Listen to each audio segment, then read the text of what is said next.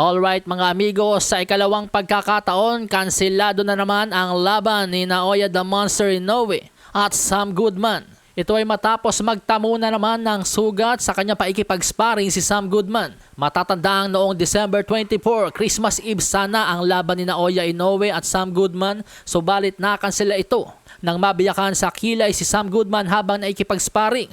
At ngayon sa ikalawang pagkakataon, kanselado na naman ang laban dahil sa parehong injury. Pero kung sa unang pagkakataon nireschedule lang ng Team Inoue ang laban, pero this time po mga amigos wala na pong reschedule ang Inoue versus Sam Goodman. Tuloy ang laban ni Naoya Inoue sa January 24. Humanap na po ng replacement opponent ang Team Inoue at ang kanilang nabunot ay ang pabato ng South Korea na si Yejun Kim. May kartadang 21 wins, 2 losses, 2 draws with 13 knockouts. So sa mga amigos po nating hindi nakakaalam, parang pangatlong beses na pag-atras na po ito ni Sam Goodman kay Naoya Inoue. Unang beses kasi sila sanang maglalaban noong Setyembre. Pero mas pinili pong labanan ni Sam Goodman si Tachtana Luangpon ng Thailand. Tapos noong Disyembre, umatras siya nung na-reschedule naman po ng January 24. Heto na naman si Sam Goodman, umatras na naman.